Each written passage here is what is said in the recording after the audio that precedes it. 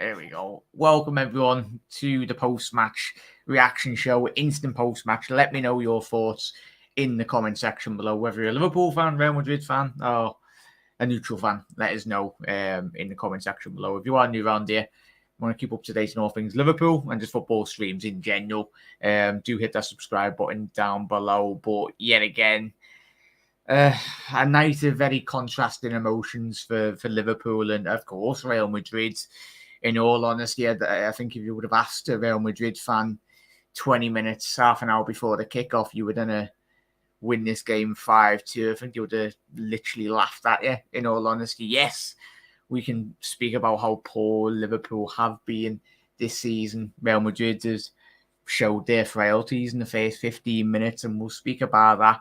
What went wrong for you personally, chat, in the comment section below. It's there's an accumulation of things in reality, really. But for me, my personal opinion, I think there's going to be a lot more bumps in the road, in all honesty, and in all reality for Liverpool this season. There's going to be good performances, and as we've seen already, it's very up and down, has been for large portions of the season for Liverpool this year anyway. Well, yeah, Kev, just give us a thumbs up when you're ready, mate. Oh, good.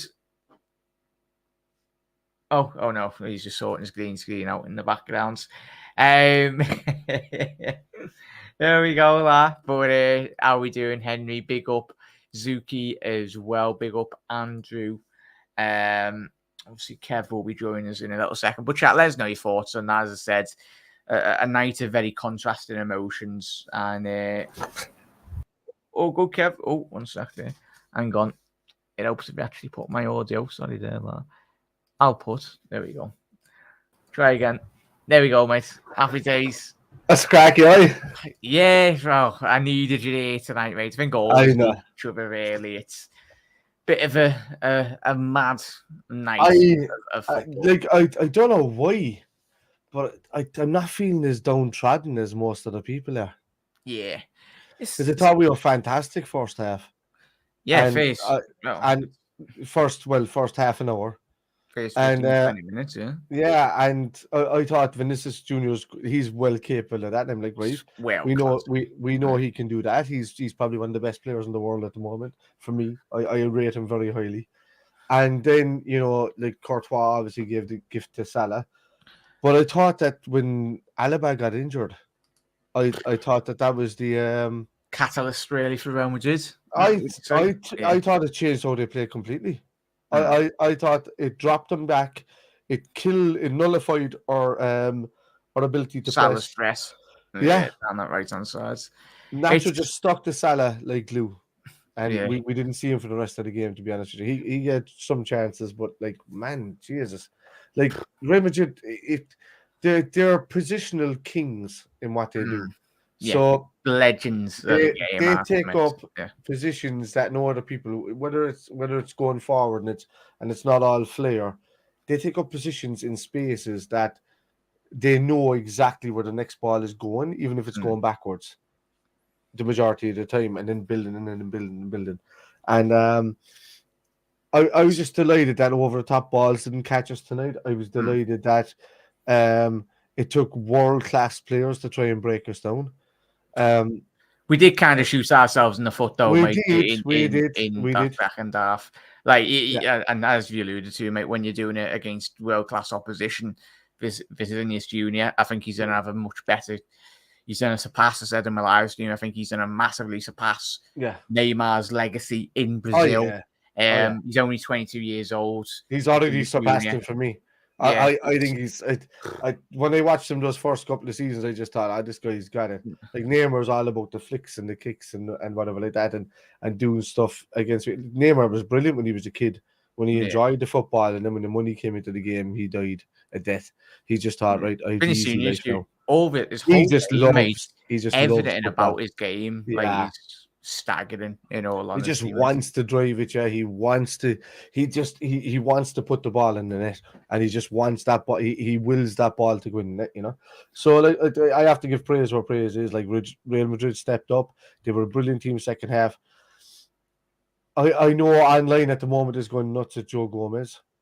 For the ways, and rightly so in certain parts. He was at fault for the positional sense for letting Militao get in front. It's not up to Darwin Núñez behind him to do that.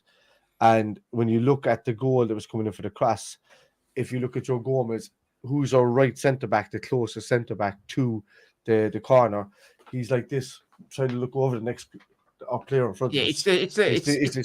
I just couldn't understand that. Was it the third goal, mate? The Real Madrid third one?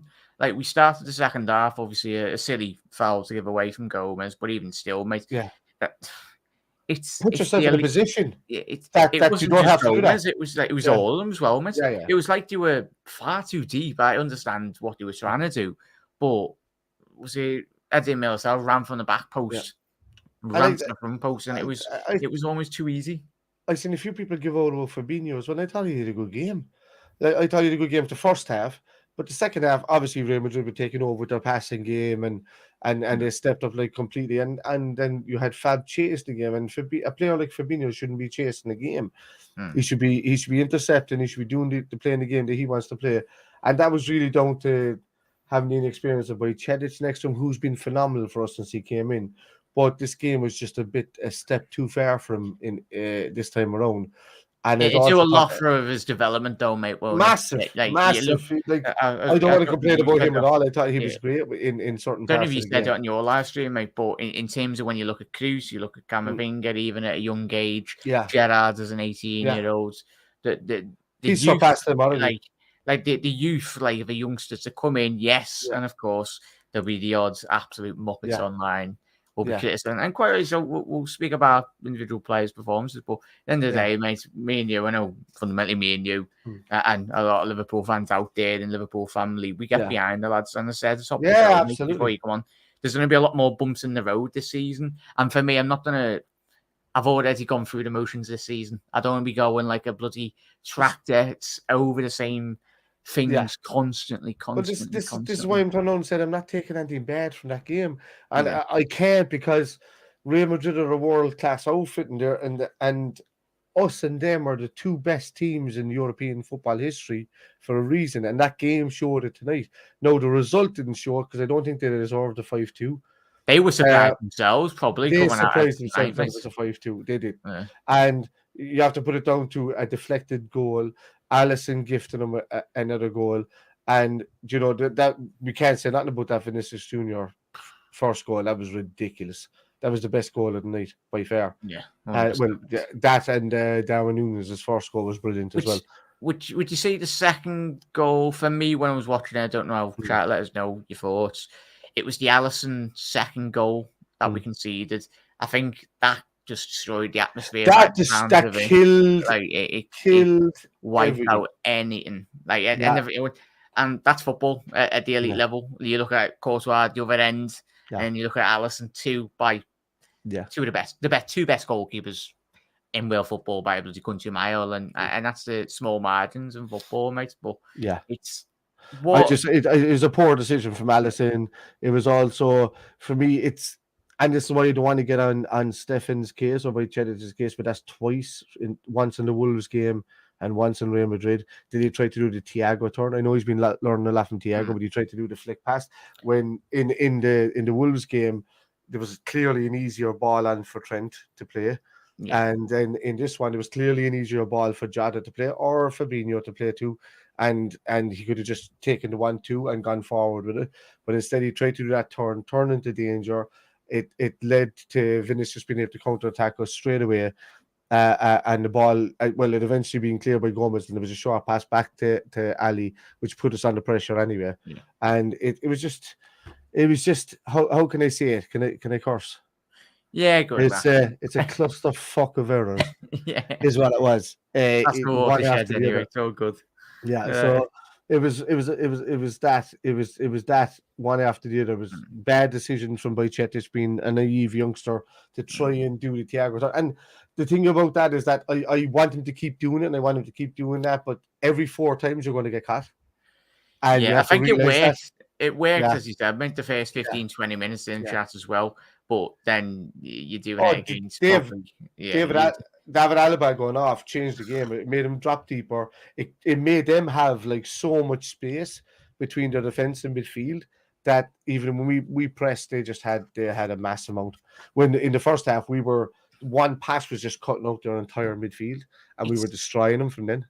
Like the first 15-20 minutes, mate, and just I guess what your comments as well. Let us know your thoughts in the comment section below. But that has to go down to, it has to go down to Carlo Ancelotti as well. Do that. He's got 4 or 5. He's got 4 or 5 tactical formations change per game. He's a master. He's very good at what he does. Very good at what he does. Big up Andrew, as I said. Big up, mate, as I said in the final. You're on the wrong TV. Big up, la. All good. Zuki, how you doing, mate? All right, Amons, Jack and Spider La. How you doing, mate?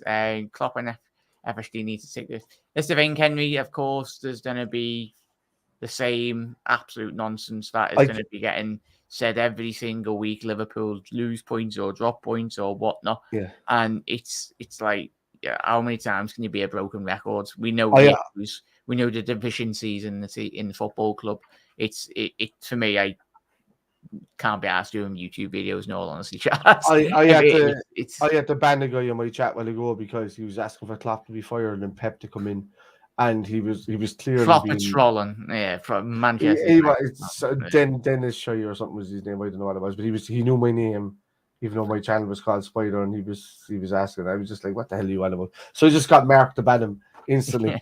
And I was just like, whether it's trolling or whether it's not, just ban you. I just want to talk about football stuff here, to be honest with you. Yeah. But at the end of the day, people calling for Klopp's head should take a really good look at themselves. Massive. Because I haven't even seen that, mate. I'm not even looking on social media. It's ridiculous. He can only play with what's in front of him. He can only play with what's been backed up. But he turned average players into world-class players. He can't do that with a youth system immediately. So when you think of it this way, in the teams that he's built, he was able to buy or just bring in free transfers of experienced players or do that. The only person that he really had from the academy at that time was Trent Alexander-Arnold coming through. And now you're talking about Harvey Elliott coming through. You're talking about Stefan Bajcetic. You're talking about Curtis Jones. You're talking about Fabio Carvalho. You're talking about all of these Nunes and Gakpo players. Yeah, I'd say players. Like if you're looking for positives as well tonight, mate. Like if not many of them, mate. But I think we spoke about it last night, mate, didn't we, with the lads? Liverpool played in phases. We played in a 20-minute phase tonight, and that was the worrying issue, Kev, for a lot of us. That it was almost a cut and paste job of what we done against Newcastle. Against Real Madrid tonight, mate. We got 20 minutes into the game. We went, 2-0 up. Sat back off them. I think that was the way. Would you say it was the worst thing to happen to Liverpool, really, going 2-0 up that quick? I think they asked Jurgen Klopp. I think we could have been 6-0 up before half an hour.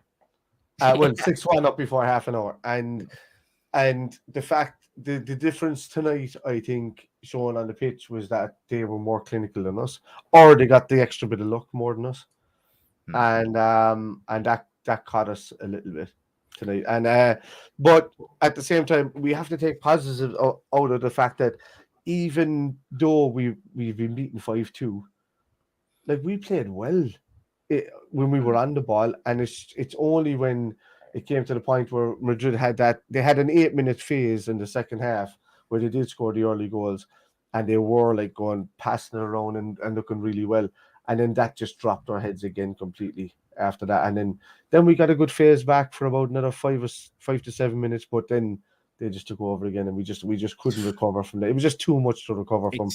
And like you got far too many world-class players in every position, mate, in all honesty. Yeah, Camavinga, Doug, that came of age, he did, mate. And it's quite staggering, Kev. I was saying to everyone on my chat on the live, Jude Bellingham, if you're Jude, you're looking at Real Madrid and you're looking at Real Madrid only. I think this notion of Liverpool trying to get Jude Bellingham, I don't think for Jude Bellingham as an English type player, I don't know. If it was anybody else, I would say but I don't know if you're talking about like an English style player, I would say that they would want to come back to England. just for this type of his career. He can go to Real Madrid whenever he wants. If anything, maybe Man City is more appealing to him, but I don't know. Like you've Madrid. We haven't even got the money though, it. mate. Like the fact that as a football club, we've literally got no money. Like I think we're all living in cloud cuckoo land. In reality, we're actually thinking that we're gonna shell out 150, 120 odd million on a midfielder. I would never think that, you know me about transfers and stuff like that. And when you go on by like a good journalist that said it about 4 days ago, I was sitting at the Fathers and he's in constant contact with Klopp. And it'd be the most Liverpool thing, no, mate. The Everton's done, but then the club are like, oh, where we actually got to finance Everton then. Yeah, exactly, yeah. And that's the problem. I mean, that comes down to the owners at the end of the day again. So, like, we can't be talking about Klopp. We can't be talking because Klopp can only play what's in front of him. And he wasn't backed in the summer, really. He was backed up, apparently filling in Luis Diaz's and Jota's absence, but not the fact that Hendo and Fabinho were absent for the majority of the season. So I don't understand that at all. Where would we be if we didn't get Gakpo, Kev, and chat? Oh, like imagine we didn't get Gakpo tonight. Like, who would we have? Obviously, we would have been. He's been great since he came in, man. I can't say anything bad. Like he's won balls from the front. He's always been involved in the play, and he should have been played through tonight by Nunes. When Nunes was looking, all he was doing was looking at Salah, and if you played him through a 3-2, we would have been level. And he was going right through and goal, and he wasn't played through, and I was like, why did that happen? Boys went up the other side and scored. Nunes was a man possessed tonight, mate. What I loved, he was literally everywhere, up and down that left-hand channel. There was about 2-3 occasions where Darwin Nunes was at the back post helping Robbo. Yeah. And that's what Mane used to do so well. I think when you're looking at and analyse it long term, if you look to the next 12 months of Liverpool, they are the future of the football club in relation to trying to integrate them fully into the squad, the more understanding they have. But it's your thoughts on those two, mate, in terms of the overall Nunes was brilliant. Gakpo was brilliant. I thought Fab was great first half, but then it just shows how weak he was coming into the second half. And it shows that, Henderson he's not fit to play against Real Madrid anymore. He's great to play in the mid. He's our captain. He's been brilliant for us. He just again went with the loopy balls again. That started again tonight, and for me, that's just not good enough for Liverpool Football Club. You need your captain to be in there. Like Millie came on and he tried his heart out. He was winning balls in the middle of the park. Camavinga was skipping past him, mate, with ease. Yeah. It was. Give me Camavinga all day long. I'll take Camavinga in there straight away. It literally revolutionised our midfield. No, we have to, as Liverpool fans, we have to stop having sentiment anymore about players right now. Whoever needs replacing needs to go now and needs to be replaced and just be backups, one or the other.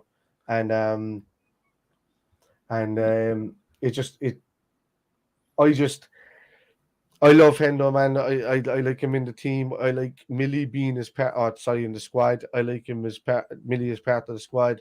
I think they make good player coaches, and I think that's the role that she should start to take now. But tonight shows, mate. Tonight and plenty of times over the last 2-3 years, if you want to get to that elite level and be where Real Madrid are, as you said, need to get rid of sentiment first and foremost. Liverpool Football Club has to be striving to having the best young talent, the best players in world football. At the same time, you got Luka Modric playing like that in the midfield, and you've got Tony Kroos coming out doing it. And he looks like he was 27, 28 tonight. The way he was playing, in that second half was ridiculous. And I'm trying to take as I said, I'm upbeat because I'm taking the best positives I possibly can, because Real Madrid were probably at the best they possibly could be in that second half today, and that was the best Real Madrid you're going to see. And but also Liverpool were fantastic for the first 30 minutes of the game, and we have to put it down to just circumstances that happened. Also, your no cover for the defense. Joe Gomez is brilliant at stepping up and intercepting balls. He's brilliant at pacey runs back and covering. But when he gets there, it's like he dwells on what he's just done and then just kind of goes, oh, has a brain fart. It's when he actually has to think, mate. Yeah. Like, at Christ Almighty, imagine him if he didn't have Virgil van Dijk alongside him tonight. Yeah. It would have been like that. Was he? For It's me, like, I don't understand from a tactical sense, though, Kev, and let us know. I would have got, when we conceded the third goal, I would have literally ragged Gomez off and put Joel Matip on. Because I don't understand why, when we got to like 4-2, 5-2, when we brought Matip on like the last 10, 20 minutes, it's like, it's, when you can see from an outside point of view, Jürgen was on the sidelines there and everything. But for me, and that's a whole, it's, as I said, mate, we all know it's a massive 12 months, massive 24 months, really, in Liverpool when you think about it. Of course, we've give Gomez a new contract, but we know I think we need 2 defenders. I think he's going to be sold. I think Joel is going to be sold on as well. Need another world-class centre-half, one of the best in the business. I think we're going to get an experienced centre-half. Whether Joel stays on as fourth, I doubt he will. I think he's got another year left after this year. Yes, I think if you're going to cash in him now. Bring in another experienced, maybe centre-half from the Premier League, somebody who's who's already done it or whatever like that, and then go for somebody big in Napoli. What's that guy from Napoli? Is that there's the Korean lad, and then there's another guy that I would Kim Skelly at the left winger, and Osimhen. Obviously, they won a big result for them. Oh yeah, Osimhen I would take in a heartbeat up front. Are you kidding me, man? That's a no-brainer for me. You can get him from Napoli for pennies. To be honest with you, anybody you're buying from Napoli, you can get for pennies, really. And on the ball, exactly, So, look, we know we need midfielders. Stefan Bajcetic is the future in that midfield. I think he's fantastic. I think this game in the squad. Yeah, this game antipifies the season as well, though, lads. Isn't it? Yeah. It did. It was like 2 halves of showing what are bad and are good from the season. And like I seen us 2-0 up, and I'm like, are we about to fucking hammer Real Madrid at home? And you should have seen the excitement on my face on my chat. I was doing my stream. We've definitely been tipped up, haven't we? Yeah, and then I turned on and said, we can't get complacent here, lads. Please, no stupid goals. Don't allow Vinicius to run at you. Like, literally 15 seconds later, he scores a worldly of a goal. And then I said, no stupid mistakes here now, lads. And next minute, bang, Alisson over the top. And he goes, oh, here we go. And then I was like, what's that? And I'm never downtrodden when it comes to Liverpool. But I'm still upbeat because of what I saw from our best players, I liked. And what I saw from those that have become average were average. So, it's almost like we knew. I think all of us who asked hand on heart, a Liverpool fan. Like, I went 2-0. I was kind of close. 15, 20 minutes into the game, we were close. Got there. Sadly, there was another 70 minutes to go in that game. Yeah. But yeah, it's more or less, as I said, it's antipified what this season's been, mate. So get to everyone's comments as well. Obviously, me and Kev might play some games just to try and enjoy our night anyway tonight. After this, it's Madrid shows us our levels tonight, not top table stuff. 100% there, Eamon. Milner, don't be started. I think that's Ricky. I think it is. There would be without Salah's goals. We would be in league. Oh yeah. It's maybe if you added them up over the last few seasons, but no. Yeah. It's as Eamon said, this shows us that the rebuild should have started 12. Yeah, 100%. Oh, we know this. Yeah. But we know that the fact that this backtracking from the company that's building Anfield Road Stadium or the Anfield Road end is they want extra money, they were looking for extra thing, and then this all came about last September, and then the you could tell that FSG are after saying at the top, oh, we need an extra 150 million for this bill, but we need you to kind of just like pawn off until the summer. Can you do that? And he's just like, as the dutiful manager and loyal to his players and whatever, he's just gone, yeah, I suppose. But at the same time, he knows that we needed back in. We didn't get back in. And that's on the owners, really. It's on the owners. I'm disappointed. Like I'm disappointed if they clearly watch that game tonight and just found that it was justified in not backing us in the in the January transfer window, then just fuck off. Yeah. Just leave. Just go. It's all right. Me and you can pay for the stand now. Yeah. Keep in it. I'll give it a packet of, but if they think, quavers and 20 quid. If they think that's okay, if they think that's okay tonight, and just say, look, we're okay until the summer. No. I honestly hope you were watching, mate, because it was embarrassing for Klopp.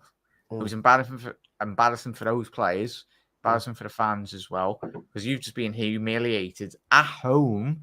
Fair enough, it was at the Santiago Bernabeu, but it was at Anfield. It was this notion of, oh, this is Anfield. It was for 20 minutes, and they got phases. Like they weren't even great.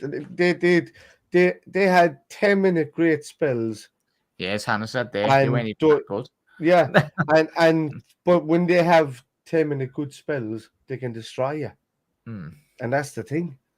And you have to watch that. You have to be complacent of that. You have to understand, like, have we not learned our lesson? Like we played them like 9 times in the last few years. We won the first 3 or 4, and then they've like destroyed us by a 1 draw or something in the rest of the results. 2009 when we last beat them, and obviously a knockout, something like that. Yeah. So it's that's what I'm saying. And that's the 8 or 9 times now. The 10th time is the next one. So that's 9 times that we played them, and 3 times we've absolutely hammered them, and the other 6 times have been hello, flashy camera. When with big gremlin stuff, but looks. I know, yeah. I know what that is, eating away at the thing. But it's for me, man, I'm taking the best positives I can away from that tonight. Before Nacho came on, he became a man marker for Salah, which allowed the midfield and defense to just step in and just create these triangle passes. Because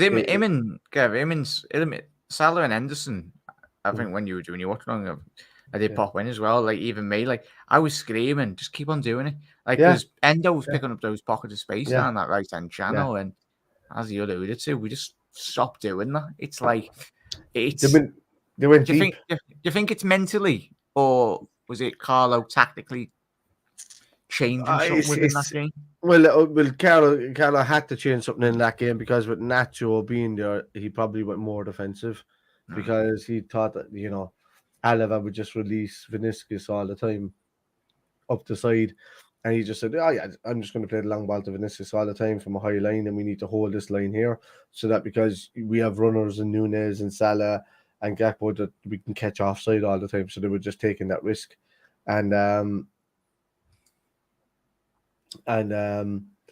so for me, they spotted that, but when Alaba went off, it helped Real Madrid. Nacho coming in, he went deeper. He was just tracking Salah wherever he went, and that forced their line to come back all the time, and it just played into the hands, and they didn't even realize it. I think it was like tactical by proxy. I think it was just they played themselves into form in that game by losing Alaba and didn't realize it. Yeah, 100%, mate. There's the little statistic. Sorry, Chas, I would have brought it up a bit earlier anyway. My fault. But yeah, big up Hannah as well. Otherwise, his old mode in midfield still one of the best. Which I realised, that midfield was bypassed the entire first half by our midfield. They were just non-existent. Even in the final 7 months ago as well. Yeah, it was the same. Yeah. So we allowed them to play football because they dropped so deep. It just allowed them to play football in their own half. And they weren't playing Real Madrid football in the centre circle. They were playing Real Madrid football behind the centre circle.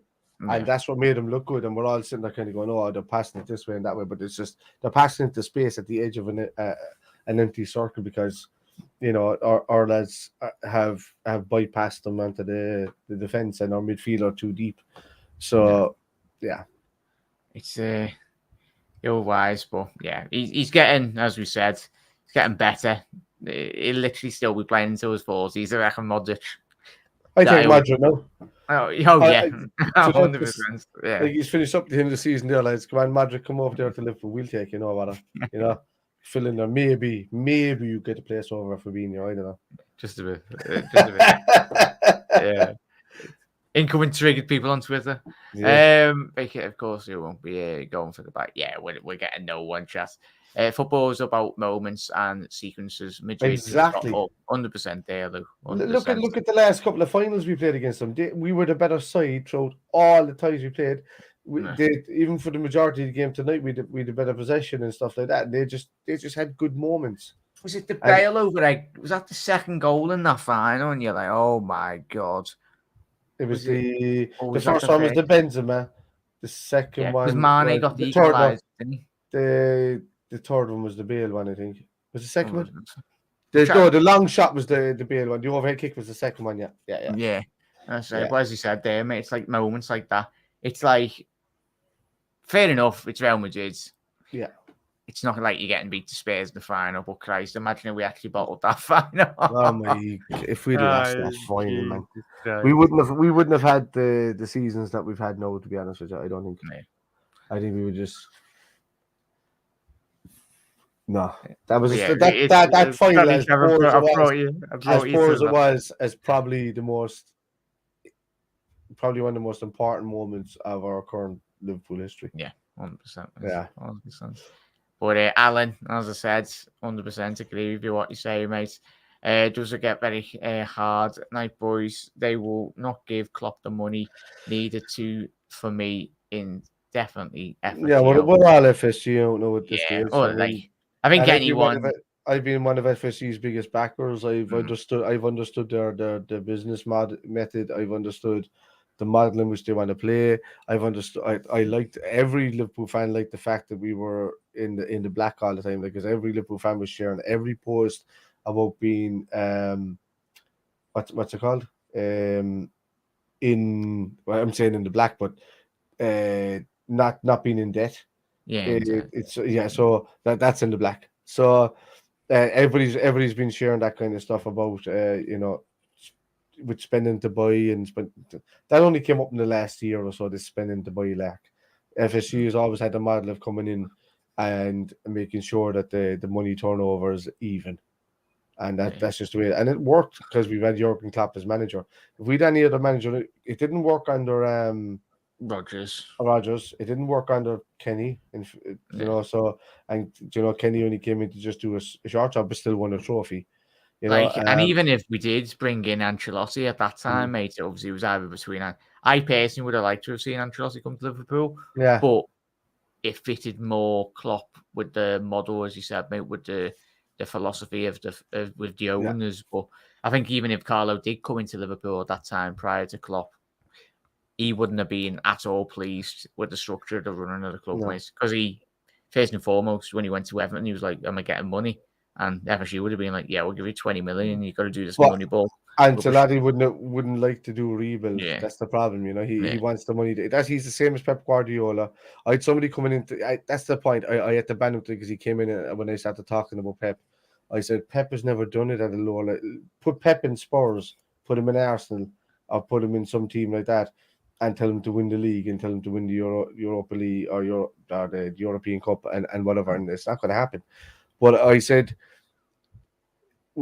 Jurgen Klopp still has 2 more rebuilds in him, even past this one. That's the type of manager he is. He's very loyal. He believes in the story. He believes in the outcome. He believes in the fans. That's what he's about. He doesn't care about the business side of things. He knows he's going to get it. He'll just agree to what he'll turn around and say, "This is what I want." He'll get it. But he has 2 more rebuilds in him. In Liverpool, because that's what Liverpool like. We like long-term managers. Him, Gakpo, Bajcetic, Nunes, Jota even coming in, Luis Diaz. Yeah. It shows, as you said there, mate, in chat, Liverpool just needs to. We're not saying go and spend 50, 70, 80, 100 million pounds on every midfielder. We just want to see proper quality coming to the football club, and there is value in the market, but just Liverpool. And a degree scouts, I think we're going to wrap up here quite quickly here as well. Obviously, it's been beaten 5-2 anyway. Not a lot of positives, as Eamon said before. I know we get. He's right. He's right. We lads. it's like baiting the ball against the wall. We know these players are the players that need to go. We know these players are the thing, but everybody's saying that this player won't come and that player won't come. It's not really down to the money. It's down to the project. And if the player likes the project, they'll come. If they don't like the project and they just want the money, they'll go elsewhere. Klopp said exactly the same thing last week. The German media have said it this week that they believe that Bellingham and his father's first choice is Liverpool, but it all comes down to knowing that there's going to be a proper rebuild and not the fact that he's going to come in and have to have so much pressure on his shoulders. So that's one thing. But another thing is then you have to look at the side of the money side of things, and if money speaks, he's gone elsewhere. Simple as. So and that's just how it works.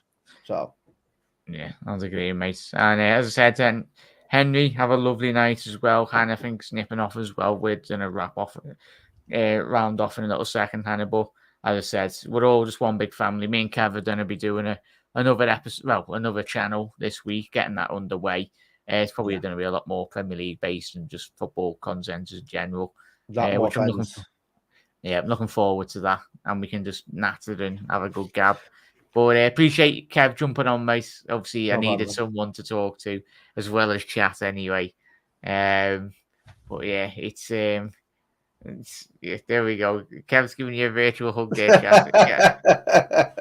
But, that was you, Jack. Sorry, I think Chat's already getting enough hugs from you, man. I think you need a hug, buddy. There we go. I'm so raging. But the thing is, Kev, innit, tonight we know social media very well. We could have come on. We could have come on, ranted and raved, looked complete absolute tits, but that's not our style. Of course, we'll talk about individual bad performances and all that, but as I said, because we understand where we are right now. Yeah. You know, we understand that we're getting better week by week in the league, but I mean, Real Madrid are a different kettle of fish. They're a different gravy, man. And we were unlucky with a couple of the goals tonight. I don't think it was a 5-2 game. I don't think Real Madrid deserved a 5-2 game. It's like even that Barca game a couple of years ago as well, mate. That first we were better. We were the better team. We lost 3-0. That's the weird thing. But they found out in the second leg. But you know, maybe we can go over and do it this time. There's no away goals rule, so maybe we can go and do it this time and take it to penalties at least. And then you've got to realize we got Alisson in goal. You know, they got Courtois in goal, and that's just the battle of the two goalkeepers. You know, so that'd be good. You know, just lads, if you score one, we'll score 4. You know what I mean? That's just a couple of Thibaut Courtois assists again tonight. We'll sit down in the second leg. But Kev, a massive thank you for coming on, mate. Obviously, just shout out your socials, mate, where everyone can find you. Obviously, you streaming tonight? Oh, yeah, I do a bit of a stream tonight. Come on, I'm on anyway because I normally have been in bed at 8:30 every night, most of the time there. But yeah, I think she's taking the kids to school tomorrow, or the kids to school. I keep saying because we've got kids, but the baby's only 13 months. So but I'll have her then. I'll just giggle away with a hangover in the morning because it's my first time drinking in about 3 weeks. Yeah. So my channel is Spider LFC on YouTube. It's also Spider on YouTube for gaming sort of stuff, and but also the other side is my big channel is Twitch, which is Irish Spider Guy for the gaming things. So yeah, I need to open a window. I did have me bloody. I just man. I'm absolutely boiling in here. But chat, as I said, nice one for that, Mark.